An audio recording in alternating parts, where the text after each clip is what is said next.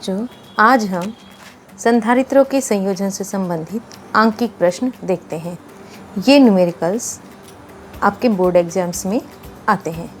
Okay, तो हमको संधारित्रों के संयोजन से संबंधित न्यूमेरिकल्स करने के लिए हमको कुछ पॉइंट्स ध्यान में रखना होगा। सबसे पहले तो हमको जो पॉइंट्स दिए रहेंगे, मैंने एग्जाम्पल के तौर पर ए और बी लिया है ना। तो हमको वहाँ पर प्रश्न में यह पूछा जाता है कि कोई भी दो बिंदु हैं, उन दो बिंदुओं के बीच में हमको तुल्यधारिता का मान निकालना है। ओके, और यहाँ पर संयोजन से संबंधित यानी दो प्रकार के संयोजन होते हैं। तो श्रेणी क्रम संयोजन में तुल्यधारिता के मान के लिए हम लोग फार्मूला निकाले हैं 1/c = 1/c1 plus 1/c2 plus यह जो है यदि हम n तक लिए हैं तो n तक जाएगा। ओके, ये फार्मूला हम देख चुके हैं, प्रूफ कर चुके हैं। ठीक है, हमको ये बात याद रखना है, फिर ये बात याद रखना है। थर्ड, समांतर क्रम संयोजन के लिए तुल्यधारिता का मान क्या होगा, यह भी हम पिछली क्लासेस में पढ़ चुके हैं। c = c1 plus c2 plus यह यदि n संधारित्रों का संयोजन किया गया है तो n, दो का किया रहेगा तो दो संधारित्रों के संयोजन हेतु हम इस फार्मूला के लिखेंगे। दोनों वैसे ही जैसे जैसे हमको क्वेश्चंस में पूछे जाएंगे उस हिसाब से हम फार्मूले को यूज़ करते हैं। आइए हम पहला क्वेश्चन स्टार्ट करते हैं। चलिए, मुझे इस फॉर्म में दिया गया है। आपको ये बता दूं मैं कि हमको एग्ज़ाम्स में क्वेश्चंस जो हैं वो या तो इस तरह से आपको डायग्राम के थ्रू पूछा जाएगा या फिर आपको यही जो है वर्ड के फॉर्म में रहेगा, शब्दों के रूप में रहेगा कि आप जैसे मान लो कि आपके पास मान लो दो संधारित्र हैं जिनके मान 2 माइक्रोफैराड या फैराड किसी भी रूप में रह सकता है। इस फॉर्म में आपको कोई दिया गया, आपके पास दो संधारित्र हैं, उनको हम किस प्रकार या किस संयोजन में हम संयोजित करें कि हमको इच्छित धारिता यानी या 4 माइक्रोफैराड के रूप में या फिर वहाँ 1 माइक्रोफैराड के रूप में, यानी इस प्रकार से हमको शब्द के रूप में यह क्वेश्चन मिल सकता है। चलिए हम इसके रूप में देखते हैं। हमको पहले देखना है कि किन के बीच में हमको तुल्यधारिता निकालना है। जनरली क्वेश्चन रहता है कि ए और बी के बीच में या ये सी या डी हो सकता है, इनके दोनों के बीच में हमको तुल्यधारिता का मान निकालना है। यहाँ पर दो धारिता दी गई है, संधारित्र है, यहाँ पर हमारे पास दो संधारित्र दिए गए हैं C1 और C2 के रूप में। इनकी वैल्यू 2 माइक्रोफैराड के रूप में है। चलिए हम आगे देखते हैं। यहाँ पर हम इस देखेंगे कि ये दोनों किस क्रम में जुड़े हुए हैं। ये दोनों श्रेणी क्रम में जुड़े हुए हैं। तो हम यहाँ पर नोट कर लेंगे कि C1 2 माइक्रोफैराड का और C2 2 माइक्रोफैराड के ये दोनों संधारित्र श्रेणी क्रम में यहाँ पर संयोजित हैं। ओके, अब इसके लिए हम तुल्यधारिता का मान निकालते हैं। इस संयोजन की तुल्यधारिता और यानी A और B के बीच में हम तुल्यधारिता का मान हम यहाँ पर लिख भी सकते हैं कि A व B के बीच तुल्यधारिता C = यहाँ पर श्रेणी क्रम में क्या होता है 1/c = 1/c1 प्लस 1/c2। चूँकि यहाँ पर हमारे पास दो संधारित्र हैं इसलिए हम दो संधारित्रों के तुल्यधारिता के लिए हम इस फार्मूला का यूज़ करेंगे। हम यहाँ वैल्यू रख देते हैं। तो 1/c = 1/2 प्लस C2 की वैल्यू 1/2। आप इसको सॉल्व कर लीजिए आगे। तो यहाँ LCM आ जाएगा 2, यहाँ पर 1 + 1, देन 1/c = 2/2। इस प्रकार यह कैंसिल हो गया तो हमको 1/c = 1 मिला। हम इस तरह से लिख सकते हैं। फिर हमको तो ये इन्वर्स के फॉर्म में है, हम C की वैल्यू निकालेंगे यहाँ पर। तो C की वैल्यू क्या आ जाएगी, यहाँ पर 1 ही आएगा। ओके, तो फिलहाल हम यहाँ पर C के हम A और B के बीच में तुल्यधारिता का मान C = 1 माइक्रोफैराड के रूप में हम यहाँ पर निकाल सके। ओके, हम इस डायग्राम के थ्रू यहाँ तक पहुँच गए। ठीक है, तो इस प्रकार इसका आंसर ये हो जाएगा। आप देख लीजिए, फिर उसके बाद हम नेक्स्ट क्वेश्चन देखते हैं।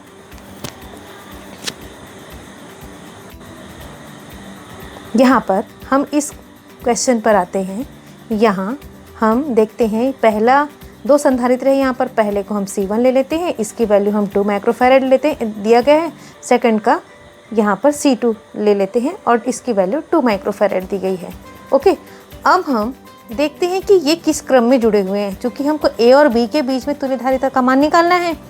तो आप देखिए यहाँ पर, ये पहले वाले क्वेश्चन में हम देखे थे कि वो टर्न बाय टर्न जुड़े हुए हैं, यानी वो श्रेणी क्रम में है। हमको क्वेश्चन को सॉल्व करने के पहले ये देखना पड़ेगा कि ये जो जितने भी संधारित्र हैं वो किस क्रम में जुड़े हुए हैं। यहाँ पर ये दोनों जो हैं समांतर क्रम संधारित्र में जुड़े हुए हैं, और यहाँ पर A और B के बीच में हमको तुल्यधारिता का मान निकालना है। तो इस प्रकार फिर हम यहाँ पर इस तरह से इसको सॉल्व करते जाएंगे। ओके, तो हम यहाँ पर लिख लेंगे कि ये दोनों संधारित्र समांतर क्रम में जुड़े हुए हैं।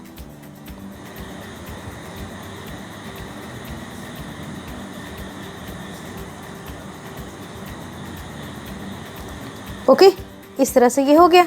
अब हमारा टारगेट क्या है, A और B के बीच में तुल्यधारिता का मान निकालना। वो भी हम यहाँ पर नोट कर लेते हैं।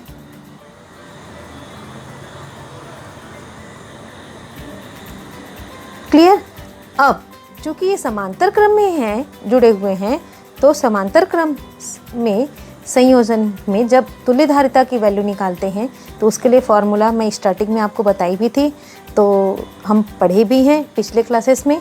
तो C इक्वल्स टू, चूँकि यहाँ पर 2 संधारित्र ऐड हुए हैं, तो C equals to C1 plus C2, इस फॉर्मूले का हम यूज़ करेंगे। और हमारे पास C1 और C2 की वैल्यू रखी है, यहाँ पर दिया हुआ है, इस वैल्यू को हम यहाँ पर सब्स्टिट्यूट कर देते हैं। तो 2 + 2 यानी कि C इक्वल्स टू हमको 4 मिल गया। और चूँकि यहाँ पर C1 और C2 की वैल्यू माइक्रोफैरेड के फॉर्म में है, यानी हमको तुल्यधारिता C इक्वल्स टू 4 माइक्रोफैरेड मिल गया। और यही A और B के बीच में तुल्यधारिता का मान है। इस प्रकार हमारा ये इस डायग्राम का आंसर ये हो गया, A और B के बीच में तुल्यधारिता का मान। आगे हम नेक्स्ट क्वेश्चन देखते हैं। चलिए अब हम अगले प्रश्न पे आते हैं। हमको इस तरह से डायग्राम दिया गया है और हमको कहा गया है A और B के बीच में तुल्यधारिता का मान निकालिए। यहाँ पर इसकी वैल्यू हमको 2 माइक्रोफैरेड दी गई है। इस वाले संधारित्र की वैल्यू 2 माइक्रोफैरेड दी गई है, इसकी धारिता। यहाँ पर इस संधारित्र की धारिता 2 माइक्रोफैरेड दी गई है। ये अलग अलग भी हो सकता है, वो क्वेश्चन के ऊपर डिपेंड करता है। फिलहाल हम इस तरह से इसको सॉल्व करते हैं। हमको ये क्वेश्चन दिया गया है और उसके अकॉर्डिंग हमको सॉल्व करना है। तो हम नॉमिनेट कर लेते हैं। इस संधारित्र को हम C1 ले लेते हैं, इसको हम C2 दे देते हैं और इस वाले को हम C3 दे देते हैं। जब इसके पहले वाले हम 2 क्वेश्चन किए हैं, उसमें एक श्रेणी क्रम में था, प्योर श्रेणी क्रम में, दूसरा क्या था, प्योर समांतर क्रम में था। अब यह क्या है, दोनों का मिश्रित रूप है। तो यहाँ पर हमको ये पहले चेक करना पड़ेगा कि समांतर क्रम में कौन सा संधारित्र जुड़ा हुआ है और श्रेणी क्रम में कौन सा संधारित्र जुड़ा हुआ है। तो सबसे पहले हम देखते हैं यहाँ पर ये C1 और ये C2, ये दोनों समांतर क्रम संधारित्र में जुड़े हुए हैं। तो सबसे पहले हम इन दोनों का तुल्यधारिता, इन दोनों के बीच में मतलब यहाँ पर का हम तुल्यधारिता निकाल लेते हैं। अगर मान लो इसको हम एक पॉइंट दे दें सपोज़, तो अगर वैसे में कन्फ्यूज़न होता है तो आप डायरेक्ट ये कहिए यहाँ पर कि C1 इक्वल्स टू 2 माइक्रोफैरेड और C2 इक्वल्स टू 2 माइक्रोफैरेड, दोनों संधारित्र समांतर क्रम में संयोजित हैं। ओके, तो इस संयोजन का जो ये जो C1 और C2 का जो संयोजन है ना, इस समांतर क्रम संयोजन की तुल्यधारिता हम निकाल लेंगे। क्लियर? तो इस तुल्यधारिता को हम C डैश कह देते हैं, ये मान लेते हैं। तो समांतर क्रम संयोजन में हमारे पास C1 और C2 हैं, तो इनके लिए हम इस तरह का फॉर्मूला यूज़ करेंगे। ओके, इन्हीं को हम C1 और C2 कहे हैं, तो इनकी वैल्यूज़ हम यहाँ पर रख देते हैं। तो C डैश इक्वल्स टू हमको 2 + 2 मिल गया। तो finally C dash equals to हमको 4 माइक्रोफैरड मिल गया। ये क्या है? ये दोनों C1 और C2 समांतर क्रम में संयोजित हैं। तो यहाँ पर इन दोनों का ये समांतर क्रम संयोजन का तुल्यधारिता, यानी यहाँ से यहाँ तक का हम ये कह सकते हैं। ओके, अब इसकी हम अगर आगे इसको सॉल्व करना है, तो ये तो सॉल्व हो गया। इसकी हम तुल्यधारिता भी तुल्य विद्युत परिपथ भी बना सकते हैं। तुल्य परिपथ देखिए आप यहाँ पर इस तरह से हम बना सकते हैं। इसका देखिए, ये वाला पॉइंट A है और यहाँ पर एक संधारित्र जुड़ा हुआ है जिसको हम C3 कहे हैं और इसकी वैल्यू 2 माइक्रोफैरड है। और ये जो अभी हमको जो C डैश मिला है, इन दोनों को सॉल्व करने के बाद उसको हम C डैश कह देते हैं। और इसकी वैल्यू कितनी आई हमारे पास? 4 माइक्रोफैरड के रूप में आई। ओके, तो इधर फिर ये वाला पॉइंट क्या हो जाएगा? ये वाला हो जाएगा B। तो इस तरह से हम यहाँ पर इस डायग्राम का तुल्य परिपथ बना लिए। इसको हम, जैसे हम श्रेणी क्रम संयोजन, समांतर क्रम संयोजन पढ़े थे वहाँ पर डेरिवेशन, तो वहाँ पर हम लोग निकाले थे ना, सेम वैसे ही यहाँ पर हम इसका तुल्य परिपथ निकाल सकते हैं। तो हम इसको मैं इसलिए बता रही हूँ ताकि हमको इसको सॉल्व करने में परेशानी ना हो और हम इजी वे में इसको सॉल्व कर लें। तो हमको ये अब दिख रहा है, हमको डायग्राम में ही दिख रहा है यहाँ पर कि यहाँ C3 और C डैश दोनों श्रेणी क्रम में टर्न बाय टर्न श्रेणी क्रम में जुड़े हुए हैं। तो हम अब A और B के बीच में तुल्यधारिता निकाल सकते हैं। आइए हम आगे देखते हैं। हम यहाँ पर ये कहेंगे कि C3 व C डैश श्रेणी क्रम में संयोजित हैं।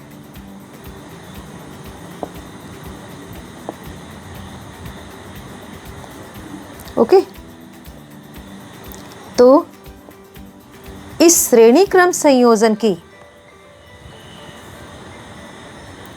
C3 और C डैश के संयोजन की तुल्यधारिता, यानी हम इसको दूसरे शब्दों में ये भी कह सकते हैं A व B के बीच तुल्यधारिता। ओके, इस प्रकार से। तो इसको हम अगर C डबल डैश कह दें तो हम इस प्रकार C double dash equals to, formula आपको पता ही होगा, अभी तक हम करते आए हैं। तो यहाँ पर क्या आ जाएगा? 1/C double dash equals to 1/C3, 1/C3 plus 1/C dash. अब आप इनकी वैल्यूज़ रख लीजिए। C3 की वैल्यू आपको डायग्राम में दिख रही होगी। आपको नहीं समझ आ रहा है तो आप यहाँ पर लिख भी सकते हैं C3 equals to 2 microfarad and C dash equals to 4 microfarad. तो यहाँ पर 1/2 प्लस 1/4 यानी 1/C dash equals to 1/C dash equals to 1/2 plus 1/4 आ गया। अब इसको हम सॉल्व कर लेते हैं। राइट हैंड साइड को LCM आ जाएगा 4, यहाँ पर आ जाएगा आपका 2 + 1, तो इस प्रकार ये आ गया 3/4। ये हमको किसकी वैल्यू मिली? 1/C dash equals to 3/4। ये तो हमारा आंसर नहीं है, ये तो इन्वर्स फॉर्म में है। तो हम C डैश की वैल्यू फिर निकाल लेते हैं 4/3 माइक्रोफैरड के फॉर्म में। तो इस तरह से हमको रिजल्ट इस प्रकार से आंसर हमको मिल गया। इसको आप डेसिमल के फॉर्म में भी इसको सॉल्व कर सकते हैं। तो इस प्रकार हमको जो ये क्वेश्चन दिया गया था, इस क्वेश्चन का हम इस तरह से सॉल्यूशन निकाल सकते हैं। सबसे पहले हम क्वेश्चन देखेंगे और वहाँ पर ये समझने की कोशिश करेंगे कि किन संधारित्रों की मात्रा अधिक है और वे किस तरह से संयोजित हैं। तो यहाँ पर ये दोनों समांतर क्रम में संयोजित हैं।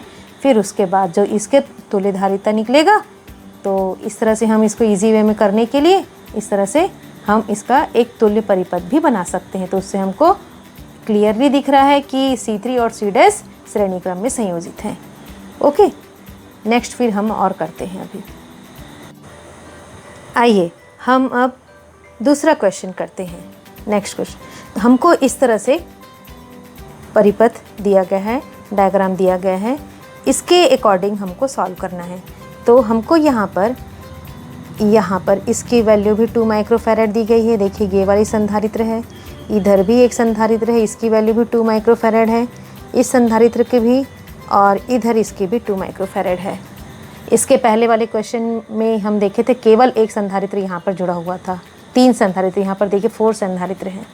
ओके, तो यहाँ पर हम सबसे पहला हमारा काम रहेगा, डायग्राम को देखने के बाद हम यहाँ पर इसको नॉमिनेट कर देंगे। इस वाले को C1 दे दिए, इस वाले को C2 दे दिए। आप अपने हिसाब से इसको नॉमिनेट कर सकते हैं, इसको C1 दे सकते हैं, जैसा भी हो। मैंने अपनी सुविधा के अनुसार किया, आप अपनी सुविधा के अनुसार करिए। ये दे दिए हम, और इधर इसको हम C3 कह दिए, इसको हम C4 कह दिए। अब हमारा टारगेट ये रहेगा कि हम किसको पहले सॉल्व करें। हमको इन दोनों को सॉल्व करना ज़्यादा इजी पड़ेगा, इसके पहले हम देखे हैं। तो हम यहाँ पर देखेंगे कि C1 और C2 ये दोनों समांतर क्रम में संयोजित हैं, यानी C1 = 2 microfarad and C2 = 2 microfarad. ये दोनों संधारित्र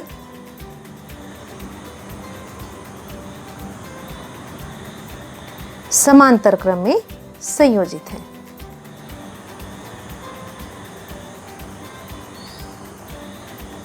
ओके, चलिए इनके लिए हम तुल्यधारिता निकालते हैं। इस प्रकार से इसको हम यदि C' कह दें तो C' = हमको मिल जाएगा यहाँ पर, इसका फार्मूला आपको याद हो गया होगा। इस प्रकार से C' = C1 + C2। अब हम आगे इनकी वैल्यूज़ रखते हैं और हम इनका मान निकाल लेंगे। तो 2 + 2, चलिए, तो इस तरह से हमको C' की वैल्यू 4 माइक्रोफैरड के रूप में हमको मिल गया। ओके, ये तो इन दोनों के बीच यहाँ पर तुल्यधारिता का मान, ये दोनों जो है समांतर क्रम में संयोजित है, तो यहाँ पर और यहाँ पर इन दोनों पॉइंट के बीच का तुल्यधारिता है। लेकिन हमको तो क्वेश्चन में ये कहा गया है ना कि A और B के बीच का हमको तुल्यधारिता निकालना है। अब हम यहाँ पर ये निकलने के बाद हम थोड़ा सिंप्लीफाई कर लेते हैं इसको, और यहाँ पर हम इसका तुल्य परिपथ, चलिए हम यहाँ पर तुल्य परिपथ बनाते हैं इसका। देखिए ये A है यहाँ पर, और तीसरा संधारित्र है यहाँ पर 2 माइक्रोफैरड के फॉर्म में। इसको सॉल्व करके हमने अभी C' के फॉर्म में लेकर आए और वो आ गया हमको 4 माइक्रोफैरड। ओके, और यहाँ पर फिर नेक्स्ट है यहाँ पर C4, तो ये आ गया 2 माइक्रोफैरड के फॉर्म में, इस प्रकार से। तो हम यहाँ पर इस डायग्राम का यहाँ पर तुल्य परिपथ, यहाँ पर यानी इस परिपथ का तुल्य परिपथ हम ये बना सकते हैं। और मेरे ख्याल से हम सेकंड पार्ट को इजी वे में अब कर सकते हैं। चलिए हम देखते हैं इसको यहाँ पर अब A और B के बीच का हम तुल्यधारिता निकालते हैं।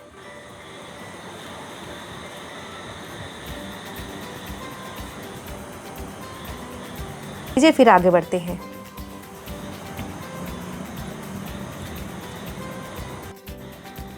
इस क्वेश्चन में आ जाते हैं हमको इस तरह से डायग्राम दिया गया है। यहाँ पर देखिए C1, C2, C3, C4 ये पहले से नॉमिनेटेड है ना।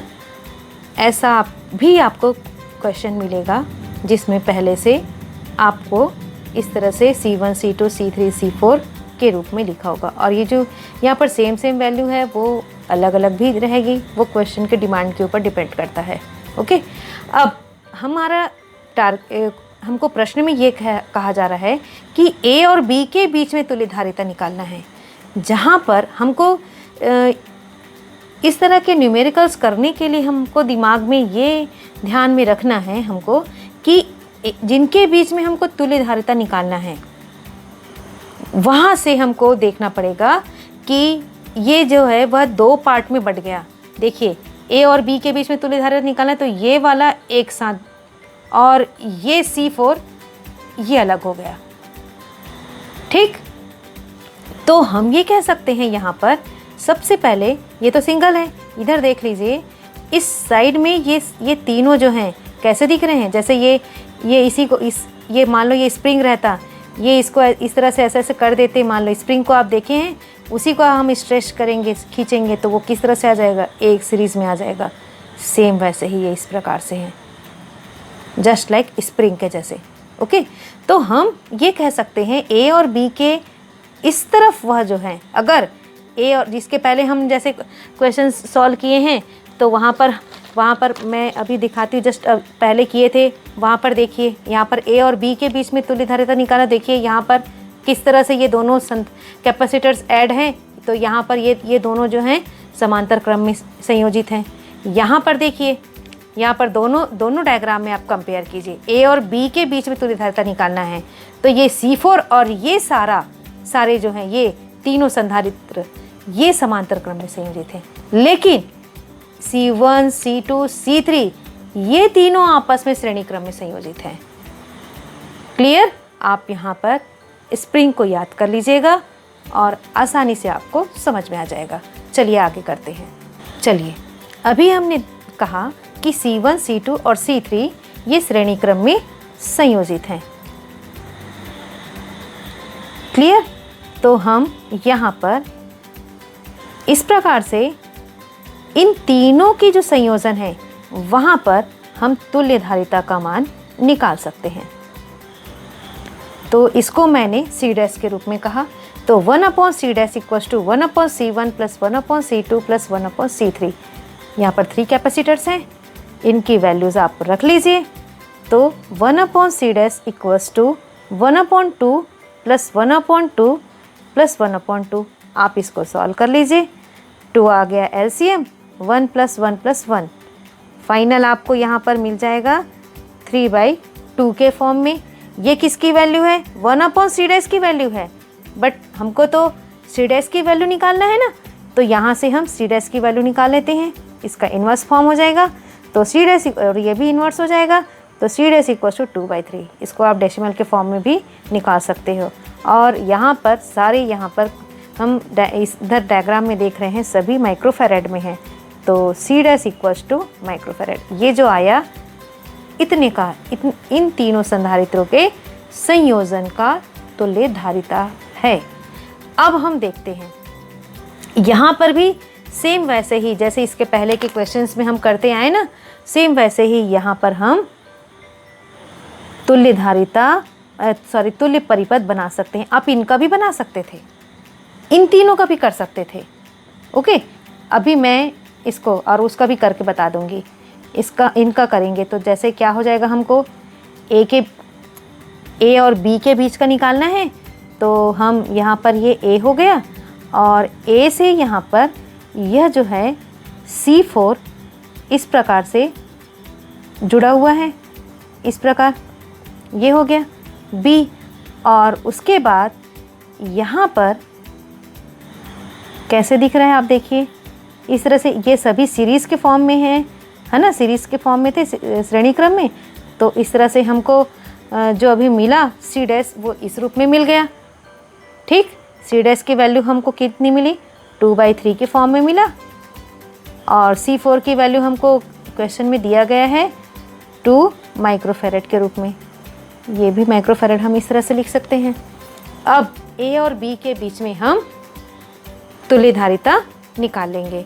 तो यहाँ पर C डैश और C4 समांतर क्रम में संयोजित है, तो यहाँ पर ए और बी के बीच तुल्यधारिता इस प्रकार से हम निकाल सकते हैं।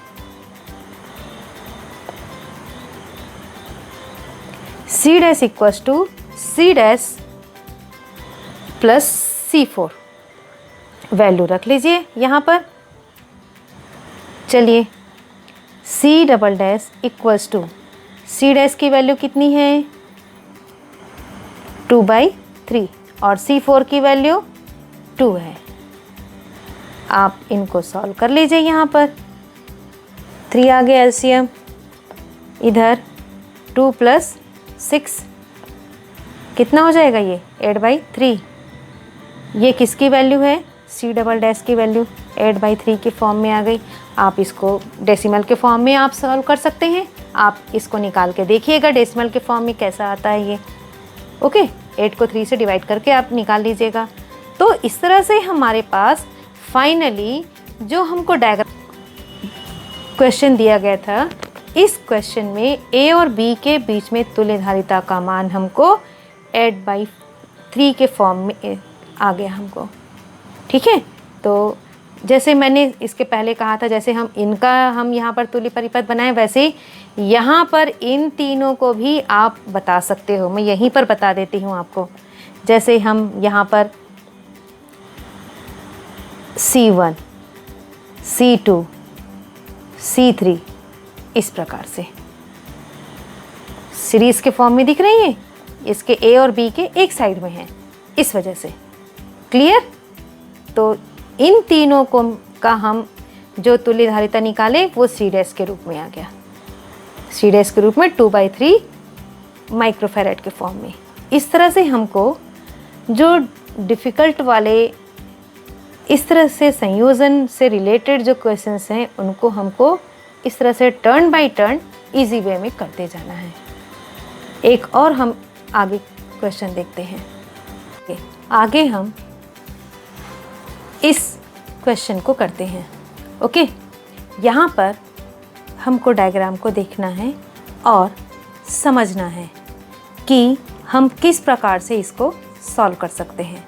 आपको मैंने ये स्टार्टिंग में 3 पॉइंट बताया था कि ए और बी के बीच में हमको तुल्यधारिता निकालना है।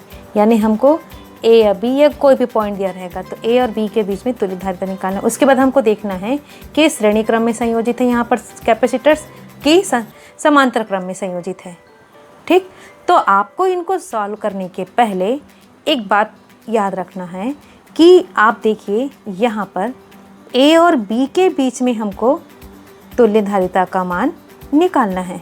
क्लियर? तो आप देखिए ए के तरफ इधर इस साइड में यहाँ से लेकर ये वाला हिस्सा, यहाँ पर देखिए ये वाला इससे कनेक्टेड है।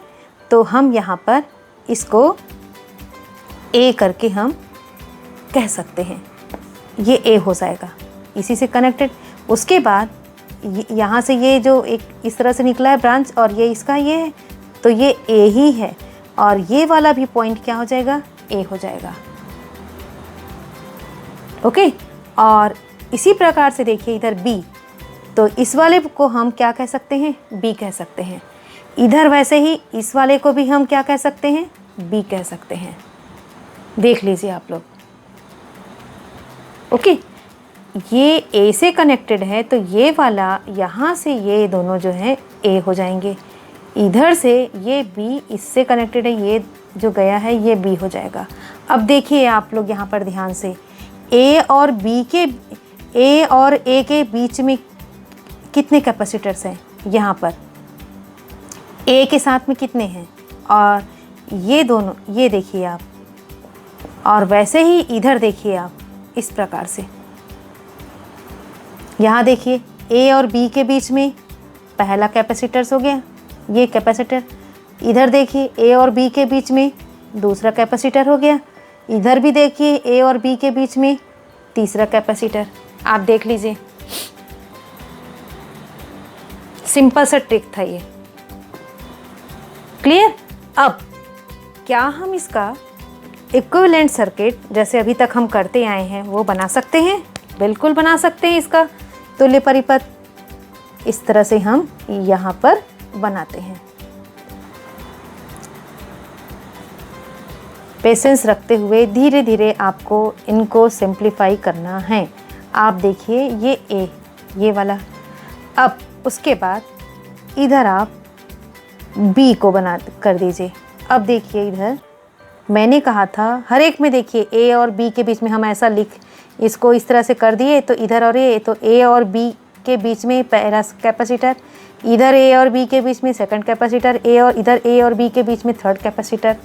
तो देखिए हम उसको क्या करेंगे, यहाँ पर देखिए ये हो गया इस ए और बी के बीच का पहला कैपेसिटर, जिसको हम यहाँ पर 2 माइक्रोफैरड के फॉर्म में कह दिए। इसको हम C1 कह सकते हैं। ओके, अब देखिए ये दूसरा ए और बी के बीच का कैपेसिटर सेकंड वाला, उसको हम यहाँ से हम कह सकते हैं, इसको C2 दे देती हूँ मैं। इसको इस तरह से बना लेते हैं यहाँ पर, इस प्रकार, सॉरी C1, इस प्रकार से ये, तो ये हो जाएगा C2। क्लियर? इसकी वैल्यू कितनी है?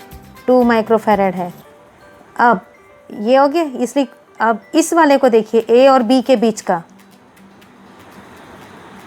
यहाँ पर इसको हम थर्ड कैपेसिटर, ये इनकी वैल्यू कितनी है? 2 माइक्रोफैरड। बन गया इसका तुल्य परिपथ। देखिए कितना इजी हो गया। इसको हम सॉल्व कर सकते हैं, और मेरे ख्याल से देखने से ही पता चल रहा है, हम ऐसे ही वर्बली इसको सॉल्व कर सकते हैं कि ए और बी के बीच का तुल्यधारिता कितना है। कितना आ जाएगा आप बताइए? समांतर क्रम में सही तीनों कैपेसिटर C1, C2, C3 समांतर क्रम में संयोजित हैं, यानी 2 + 2 + 2 कितना हो गया? 6 माइक्रोफैरड। क्लियर? पर हमको तो बोर्ड के एग्ज़ाम्स में अगर ये क्वेश्चन आता है तो हमको तो ऐसा शॉर्टकट में नहीं करना है। हम इसको इस तरह से करेंगे, बताएंगे हम यहाँ पर। ये बनाने के बाद हम ये कह सकते हैं कि यहाँ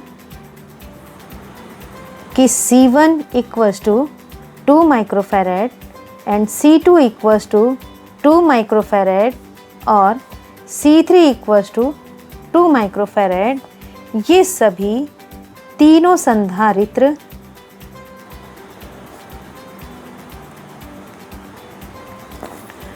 समांतर क्रम में संयोजित हैं।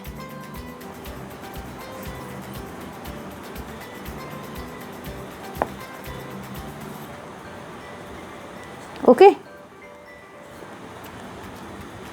क्लियर? तो यहाँ पर हम ए और बी के बीच तुल्यधारिता निकाल सकते हैं। क्लियर? तो क्या हो जाएगा? C = C1 + C2 + C3।